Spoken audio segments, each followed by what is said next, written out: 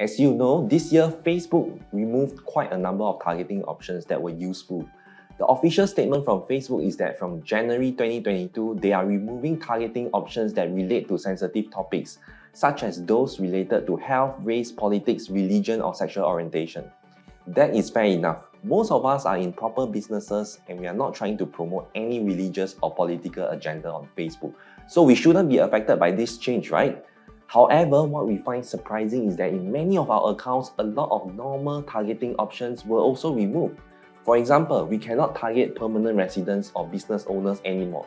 We cannot even target people interested in PCM. Across various industries, a lot of useful targeting options have been removed.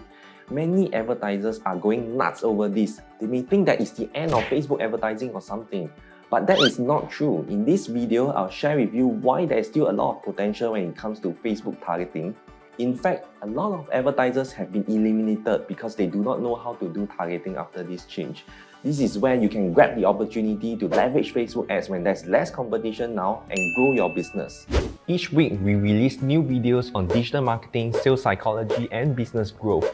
Do like, subscribe, and press the bell notification so that when new videos are released, you will be notified. I will cover 4 types of targeting. First, warm audience retargeting. Second, lookalike targeting. The third type is no targeting at all. A lot of people are very skeptical when I say don't do any targeting, but hold your judgment and let me explain later. The fourth and last type of targeting is pretty cool. It's called magnetic targeting. Let me start with the first one, which is warm audience retargeting. A lot of you probably know about retargeting already. It means showing your ads to people who have been to your website. For example, when you visit sites like Lazada or Zalora, and then you leave the site, you find that the exact product that you browse actually appears on your Facebook newsfeed. It's like the product is following you to Facebook. That is retargeting. It's quite common. However, a lot of people are not fully leveraging this type of targeting. For example, beyond just retargeting website audience, you can also retarget people who have liked any of your posts or people who are your Facebook fans. I like to retarget people who watch my videos like yourself. Because you already have some form of contact with me, you are more likely to respond to my next post and my cost is lower. Other than that, you can also upload your database of prospects and retarget them. You can also do exclusion of any audience. In the past, I could set my ads to exclude financial consultants. For example, if I am running insurance ads for my client, I don't want to show my ads to financial consultants, right? I can actually exclude people interested in $1 Million Roundtable, which are the financial consultants. But now, this audience is no longer available after the change. However, I can still buy the database from sellers and I can upload the list and exclude them. You can buy lists of property agents, insurance agents, or even homeowners, and you can do exclusion or targeting of them. So don't restrict yourself to just the default audiences in Facebook. You can create your own audiences using database. Number 2 is your lookalike audience. The thing about warm audience retargeting is that the audience size is very small. It takes a long time to build up a big audience. Let's say you have a database of 5,000 people in your list. You can upload to Facebook. They can probably only match to 2,000 Facebook users.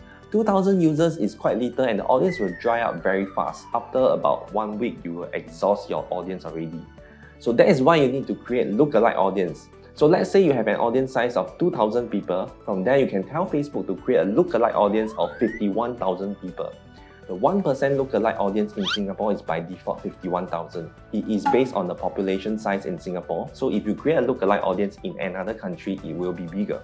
But due to the small population size, the lookalike audience is 51,000 people. I like to target lookalike of people that have converted. This is your highest value group of people. You are telling Facebook to find people similar to those people that have already converted or purchased from you. When you target this converted lookalike, you need to bear in mind to exclude your existing customers. Otherwise, you waste money targeting people who have already converted or purchased. The third type of targeting that I like to do in Singapore is called B.A.N.T, which means broad audience, no targeting.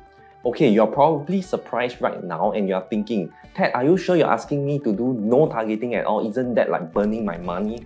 Yes, I'm saying it is okay to target the whole Singapore and don't set any targeting. Fret not, this is not a reckless or stupid move at all. Maybe 5 years ago, if you do that, then it is a mistake. But now times have changed.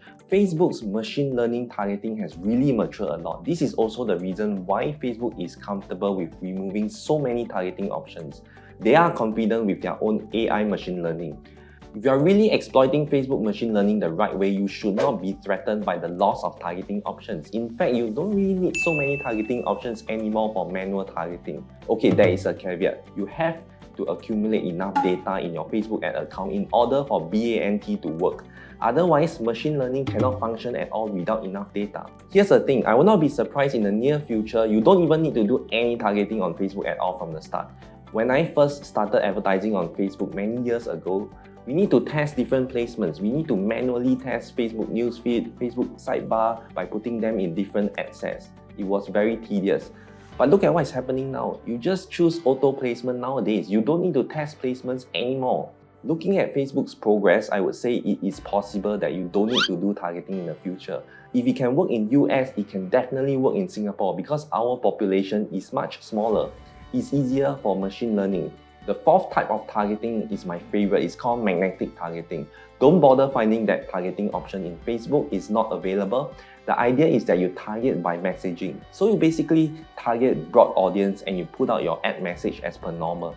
But your ad message has to be crafted thoughtfully. You have to let people self-select and self-filter when they read your ad. Think of it this way, when people click on your ad, Facebook will show your ads to more of the same type of people who has clicked on your ads. They extrapolate based on the initial sample size and they show your ads to similar people.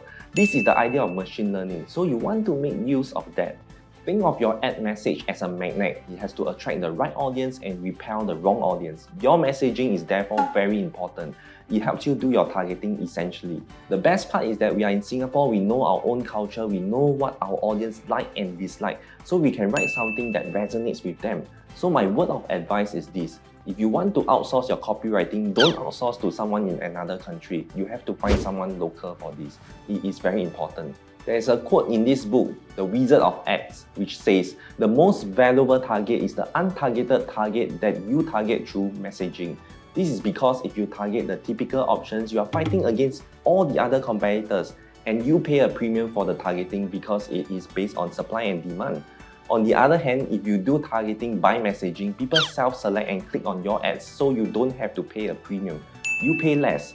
That's why this is my favorite form of targeting. You don't have to worry that Facebook is removing targeting options at all. In fact, you should start to go beyond the typical targeting and explore unconventional targeting like B.A.N.T or magnetic targeting right now. This way, you prepare yourself for the future and you stand out from your competitors. Thanks for watching this video. Do like, subscribe and press the bell notification so that when new videos are released, you will be notified. I'll catch you soon.